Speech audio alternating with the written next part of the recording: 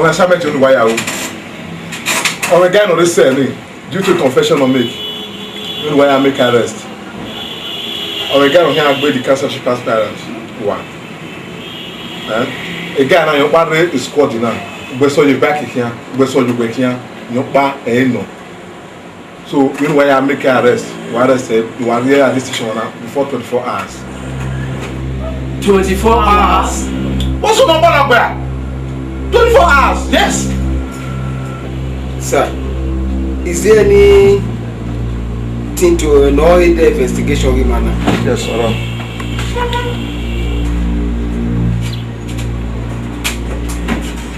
By 12 o'clock, there now, all got there, number 6 Edo Street. The target of all the cancer she passed parents, no here. So, and the man and the cancer she passed parents, all do meeting there, number 6 Edo Street, at 12 o'clock, there now. All day, all see a look wow. That is the legal way. It's a fiscal polo. He won't want to rule you. More can I pass cap here, be fiscal. Sir, this councillorship aspirant, they know the model and color of his car. Yes, the color of the car. Yes. Emwanta. Oh, man, we're going to wire arrest. You want to be wire arrest? You want to be wire arrest? One of one. Sorry, sir. But immediately suggest where the Maya Gade wani. Ran I do have again no kaya attacking me. Abi. Sorry, sir. Come on, why do you make arrest? Okay, sir. 12 o'clock, okay, sir. Permission to follow. Sure, sir. Okay.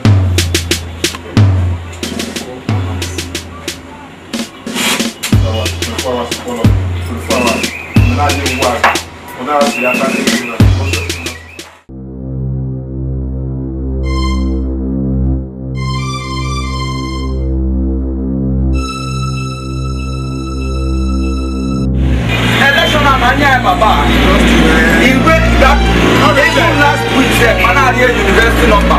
Because they were the everybody boys in your land. Baba, okay. My set is on pan and then my have some other boys in Calabar, no fear by me. In my work with me, our election. Baba. Okay, kid, my area, my trust in me. You know what I can trust you, Papa. Because you know, my town will have your man, because the man is very now. I can wait by now, Papa.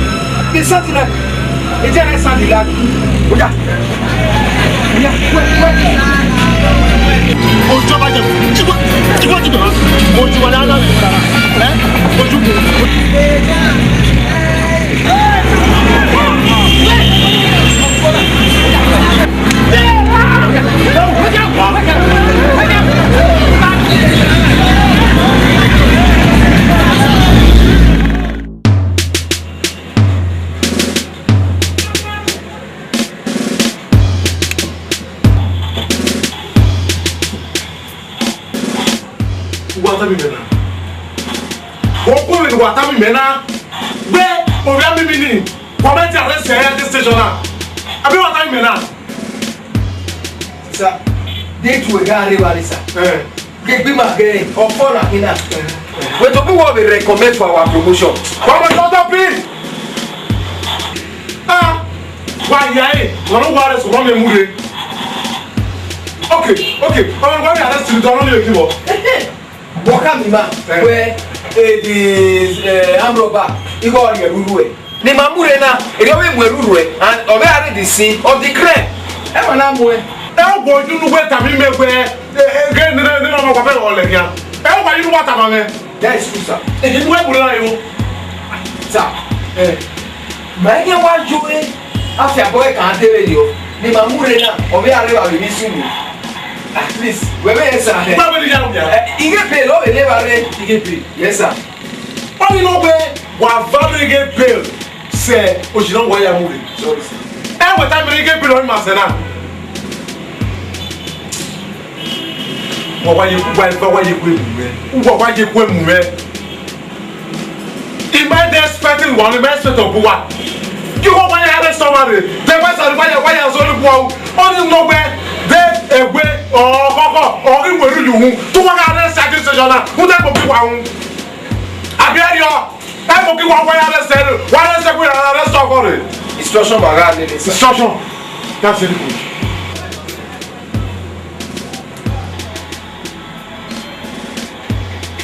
Hello. Hello.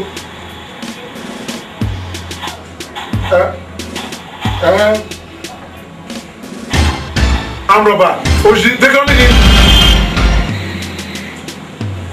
Okay, street. Okay. Eyan. Omi ya walking. Yopa. Ya get boss there. I boss there, they there. Okay. Oja, I'm Robert Okay Street. Okwa akere, jai that same person. Every no na. Owi on pa no. Behind the station. Behind the station. The street of the station. Okay, yeah. Yes sir. Kwaga.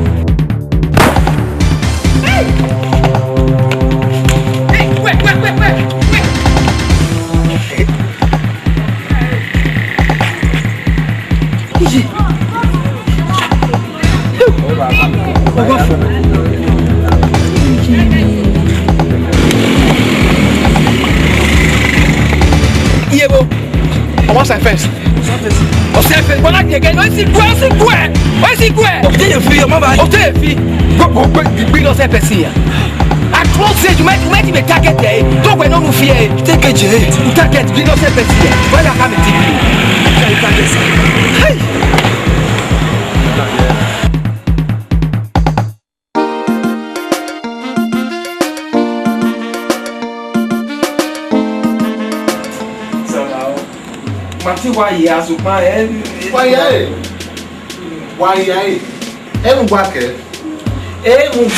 Wala se ti ja ye ko buwa ya gbele innocent citizen wa. Mwa matino. O une ma redo. Wala ya gbe ibe wa, une ma redo. No mo abi no ke mata. Ma wa ya mi ma. Wa ya da. Maka ma wa. Wa ya e. Wa ka bo wa ya. Wala ye ko buwa ya gbele ibe wa. Wa ya e. Enwa ebebe no. Ba ka be no wa. Imagine. Eveno. Sana. Maje emi a. No wa bi ege kere ni ma. At least mama ti do gele wa mu na be no je wesa. You be kere wa. Yes sir. Iga gidi obi ege ni wa. Uwa mana ri ya wa ka. Ya wa e. Sir. But to be my one right for our withdrawal. Yes sir. Go boyo.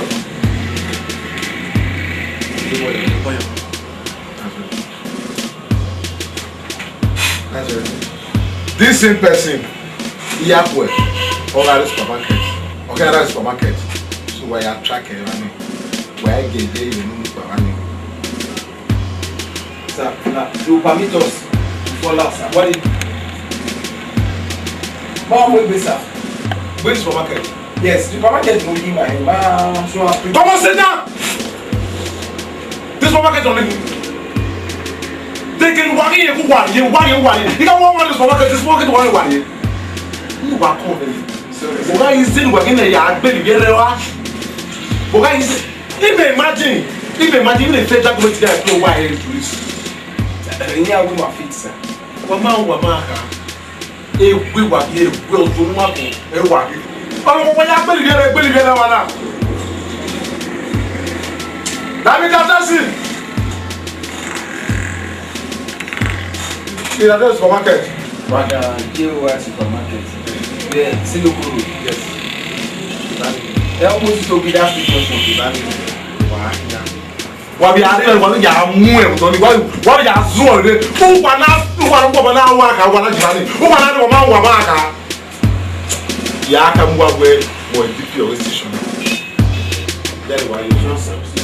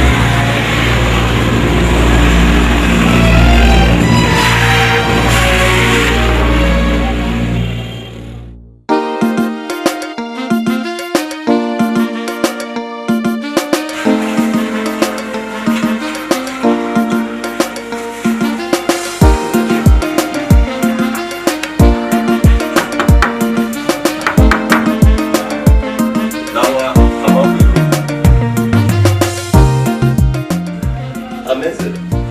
How far? Yeah. Me here to buy one of many take away see. It now will wait. You can't hear the delivery. Now we're my way. Yeah, did the picture promise we married. Oh yeah. Yeah.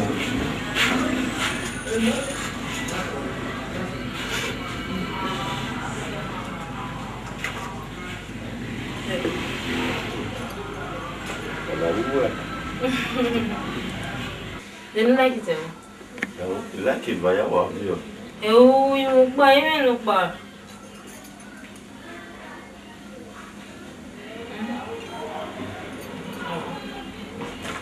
Oh, man, I'm very woman. And the mommy making a way. So let me like it.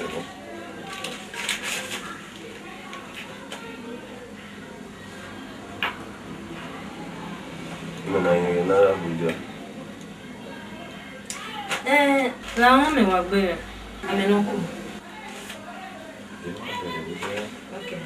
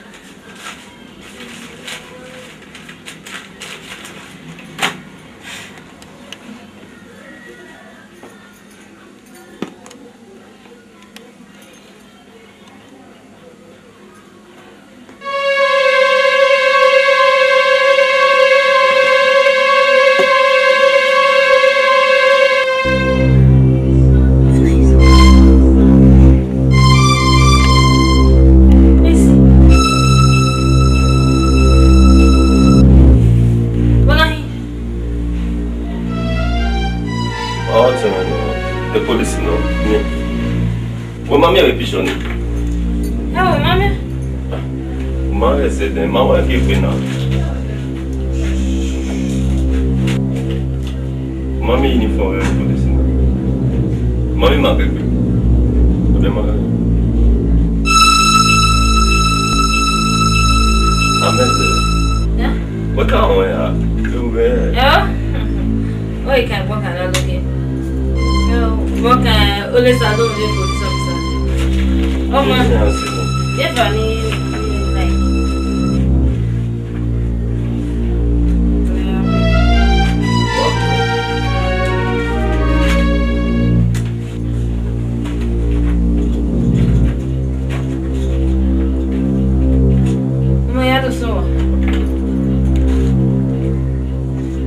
What's it? You have a woman? Yeah, I'll bury more. Yeah, all this one making out with bury.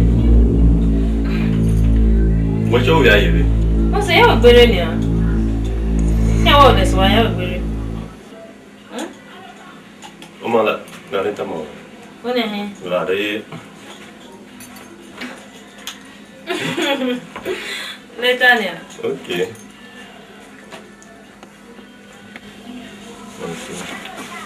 Damn, me magi one da one era guali da yari zara to see you.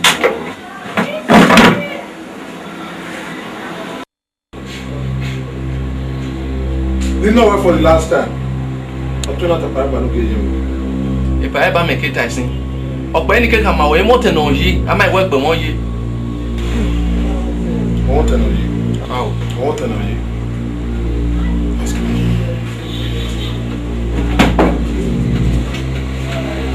Anna.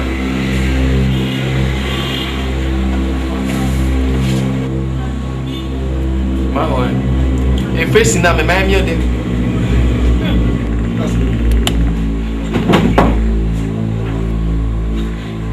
Then Anna, how can you explain this?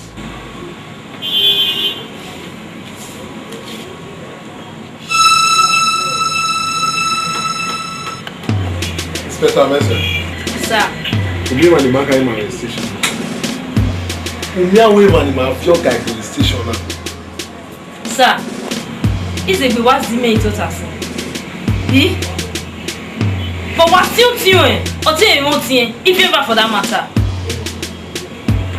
What's it deep over? I say, we're poor. Either you're 20, you are having either you're 20, you are having about women, or who you're 20, who losing women. At the end of the day, who will take your no promise you? Don't want you to move. Where?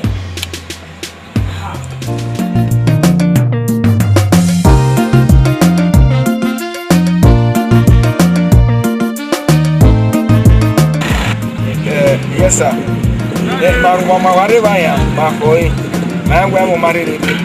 Yes, sir. Over. Yes, sir. Yes, sir. Ma kaya bina wata. Ma sa jojo rima. Over. We are one over. Okay, sir. I will get you posted in a very real year. Yes. Thank you and over, sir. We are good. It is a living after. Thank you.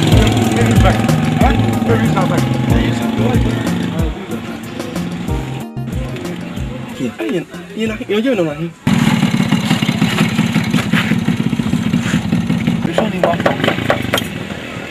Pardon. I want for money.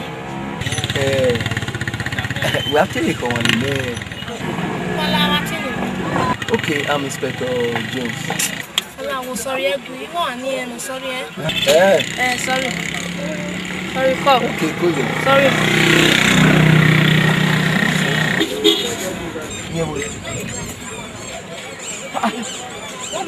Never wake your eye. I think the guy again of it too well. Don't want to know what I do.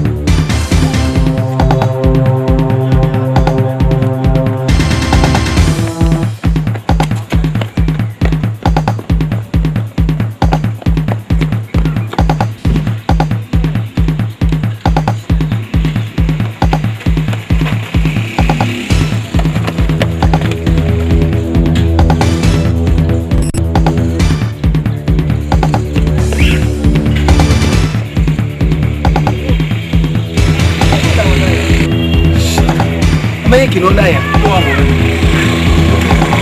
Kwelekea. Imerudi elekea la kwalo.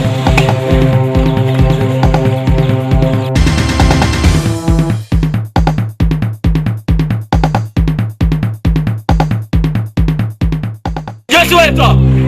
Aboga. Otio.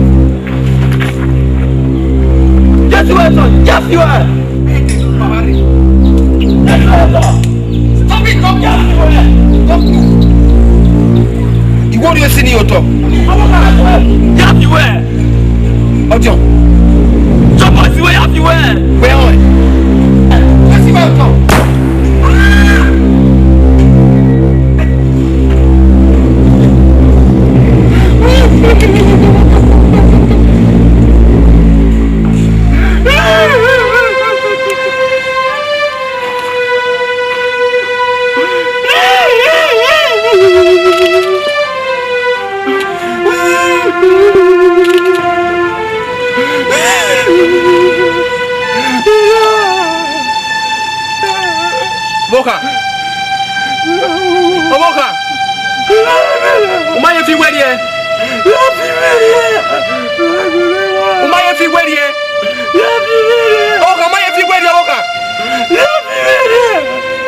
we me pa no ho yo bo pa ne are enu e pe no wale ye wona re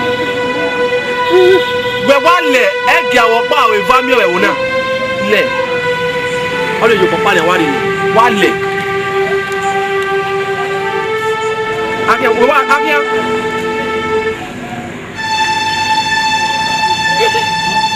oh kama ye fi we die oh my goodness.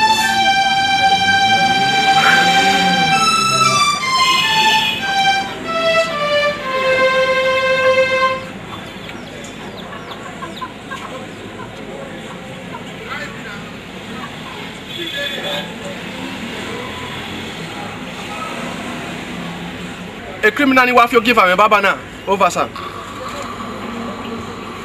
And the criminal will escape or escape. Over. Sir, do about send ambulance to na ya mwenye manari baba na. Over sir. Okay sir. Don't worry. Papa ni aje ina ima gura le no time. No, e get no time. E le ka ni. Again master no one. Mi ọ̀pá wípé màmá mọ́ àkàrà. Ìwọ̀n wèé tẹ́ wọn. Ó ní òun wé mi lọ́rọ̀. Náà, ó ní ẹ̀dì kókó nà lẹ́rẹ̀ náà. Pé títí ìfàwẹ́ nà òun ẹ̀kú ẹ̀ mú ẹ̀ náà gbé. Gbé òun náà wà nílé ìbí mi náà yà. Gbé òun náà sì nílé ìbí mi náà yà gbé lọ. Gbé òun náà ẹgbẹ́ ìbí mi nílé ìbí mi náà yà gbé. Ẹ̀gẹ́ ọkọ̀ sì nìlọ́ o.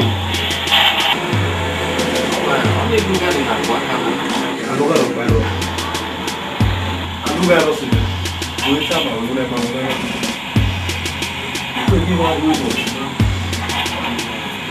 Y una de mamá me I won't say. I don't think I need go. You can do that more. I do that. Even the mana monata you feno. Ina no kia boy. O que ata to muside mo.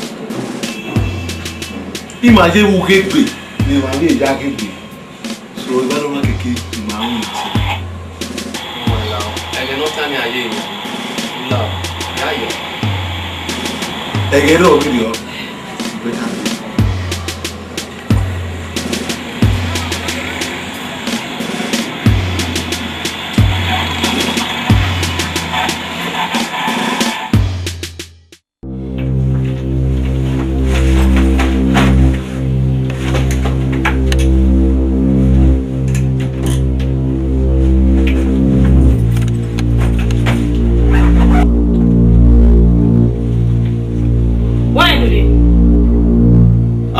Where did you go?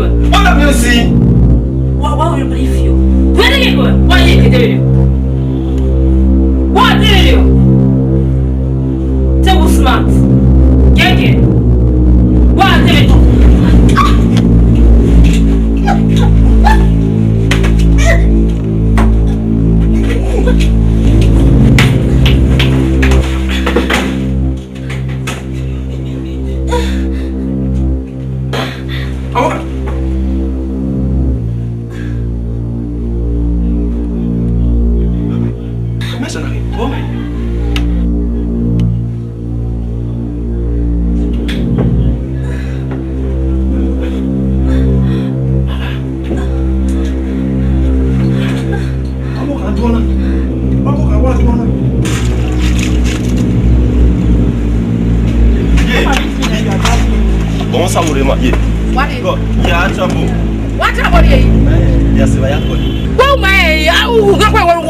Worry, ya call you na se wa ne.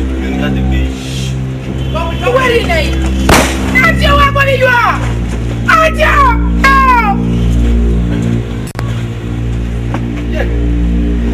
Pakeke. Masa video. Oh, wari ya baba ba mu jere. Ije pelo. Oni ere ya no sunu. Oni ere ya no wa sunu. Suge wonya ayene wotine no kawe ya gwa lo mulade beni mana mi omure me je nga je beni mana kwa ma eva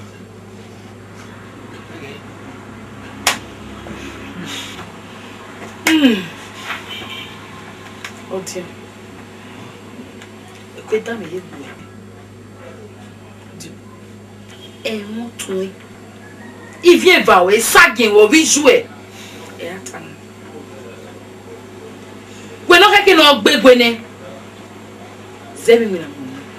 We o kan se o we lata. No way. That is the cocoa.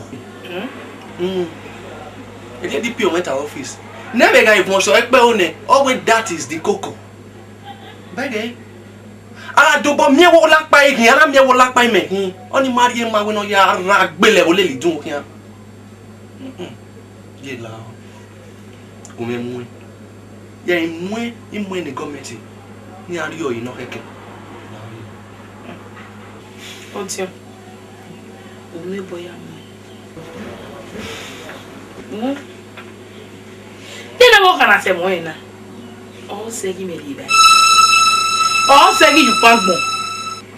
O se we ekeni wa me na be ile mi me gbe pin ayi ba. Lari aga gele we na ta. Eni mi ne police ni we. Ini we ya de mo e.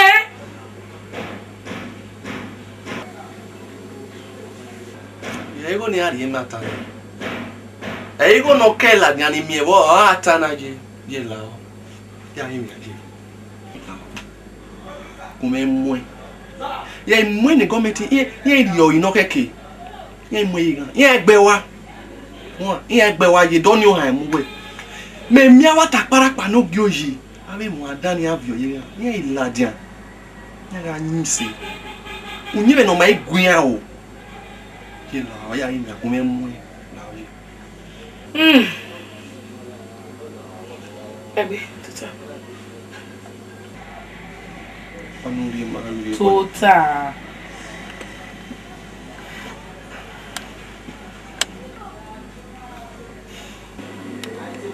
Audion.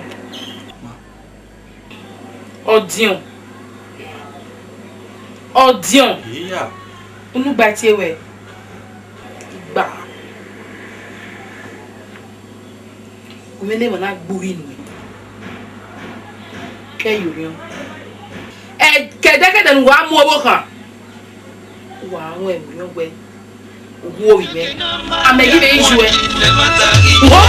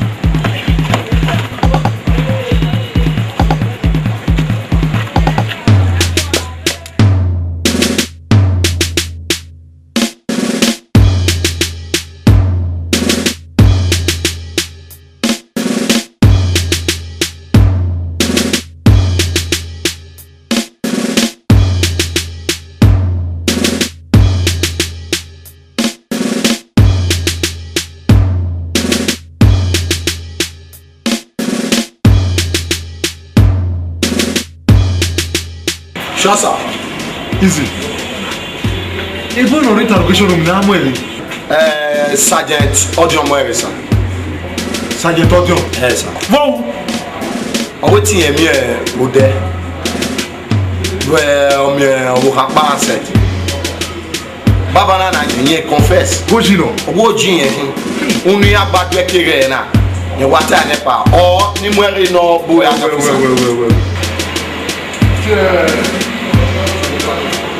What's up?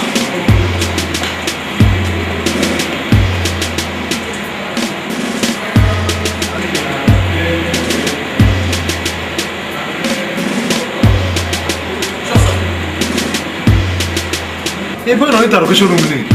Amwere. Wow. My boy no Gino. Oji. E wa do we na. Na wa me bo pa okuko wa obtain go pa. Wa me na set no gwe mi ya no wa gwe ni wa me. E bo we ni. Before and that the boy me share this station. Before me came no soon. E ga na wa the boy now from behind. What's that boy? Ani dia ma boy ma pa. Ati me na kere ni kini ha. Sure, sir. You might watch when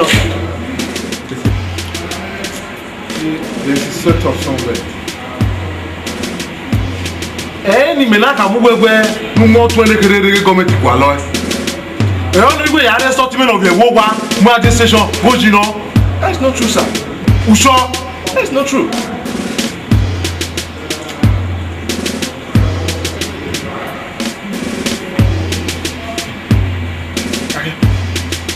Sure, sir.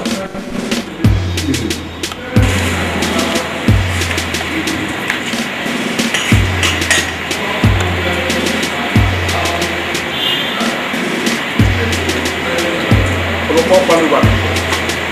Awa gbẹ. Aboli ni kẹrìà lọ́la pa. Wà ní what to do.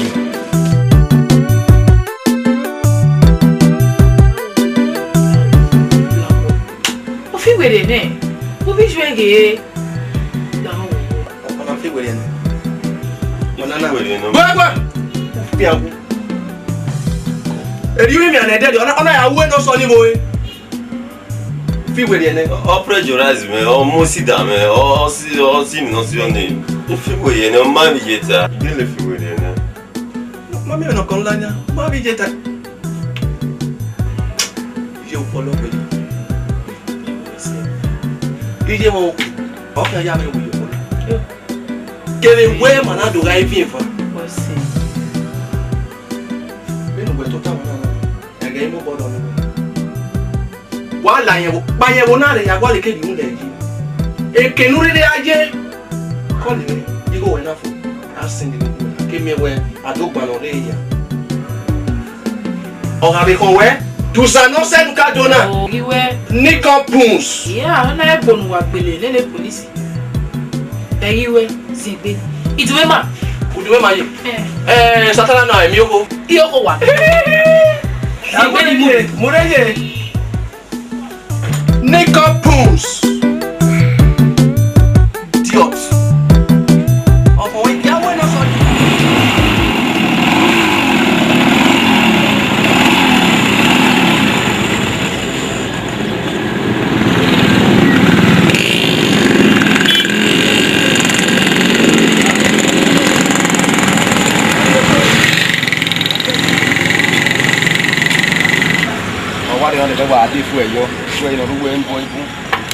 Ọsẹ la igwe de gbe wọn ni a.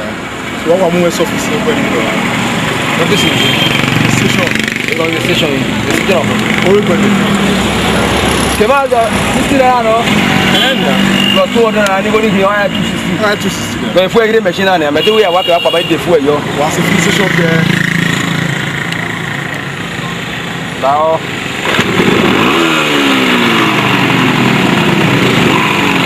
Naira no ba. Na o ya ga 260.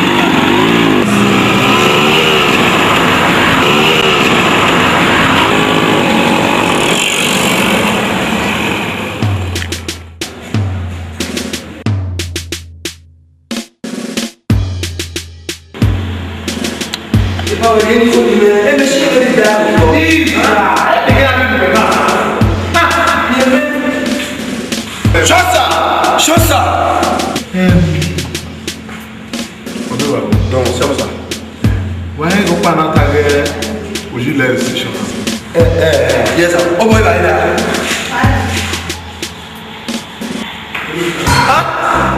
Imagine quoi?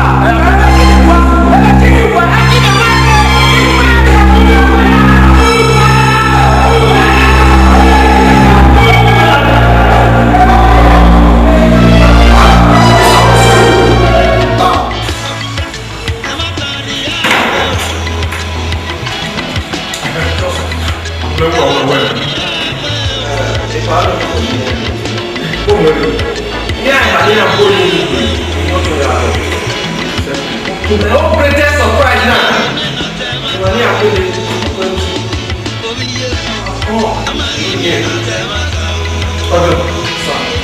Ça détend ça.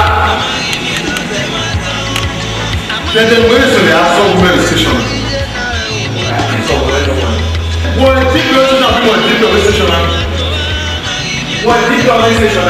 Tomorrow, mais la vidéo. Pardon, ça. Pourquoi tu me tapes les gars, c'est tout ça? Pourquoi tu me tapes les gars? Pardon. Get out!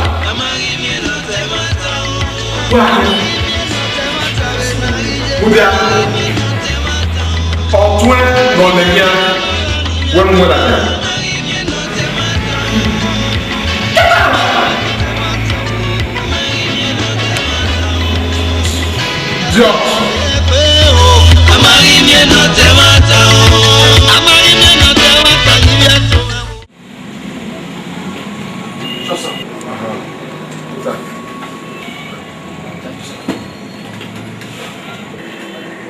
ça get on ça le na me we e ko we ma se we to wo ya restore to at this station now the government is deal with it and I didn't want to worry about it now this is your new partner I can tell what's on come on what on ọ̀nà tí wọ́n láti àpárapà n'oge oyi ubi ata na ebe ta mu na ọtí mẹ́rin wà gbé nìyẹn. with all due respect sir. mo yóò bí mẹ́rin mú adé wa mo mú ẹ̀rẹ̀ ògbó yẹ mú adé ọkùnrin ẹgbẹ̀rẹ̀ aṣọ ìjẹ́ o. ẹ ti ní wà ní mẹ́rin wà yà gbẹ́dẹ̀ rẹ̀ o. with all due respect sir. àrẹ̀wẹ̀ miẹ́mẹ́ mi ò tẹ́lẹ̀ mú làdìyàn. You can never be my partner. Sergeant Odion. Sure, sir. Sergeant Odion. Mi gbogbo ọmọ náà pàṣẹ mi àyè. Igbó ọmọ náà pàṣẹ mi àyè.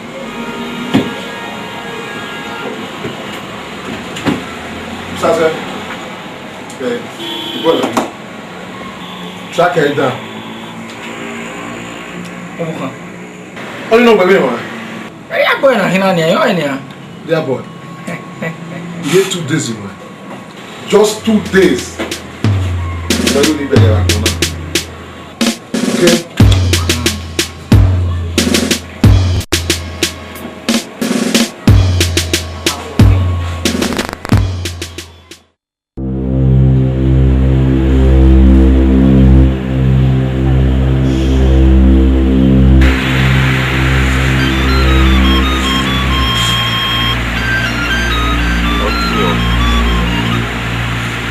Hello, what do you offer? Oh, listen to me. Damn. I am even in charge of your case one. The boy why are you your Sazen, Constable Sazen? What's that there? Yes, Constable Sazen, Not your police, no. Okay, hold on. Listen to me. Maybe the weapon on you are bad again. Walime. Yeah. Well, she.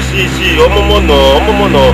Ma quit my aim, we get yourself. See, oh, I know we get to offend, I don't get to know. I let me, that's what I tell you. Go nowhere. The baby,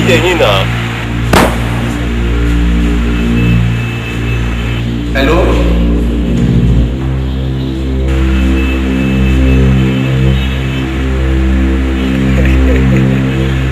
Yo. Hello. This Constable Usaze. Constable Usaze. Above 20.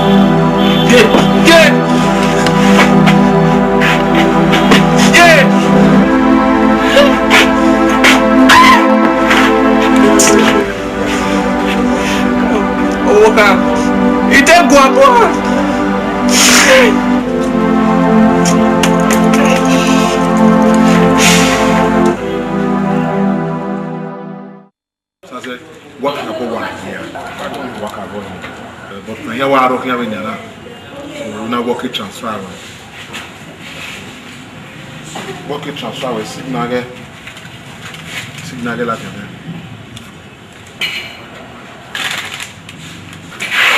No problem. No problem. Wanyo get wanyo.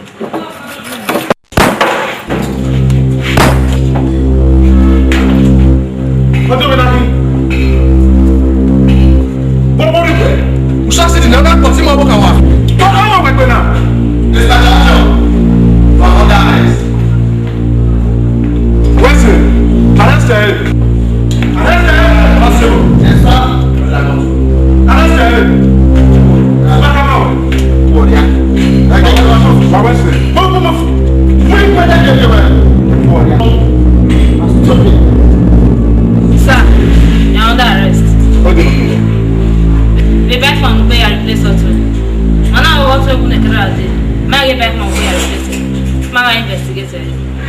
case in the council only who are investigated. A power order from above, you know, me man. Ogbe ati man.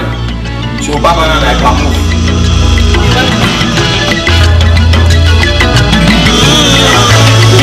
move.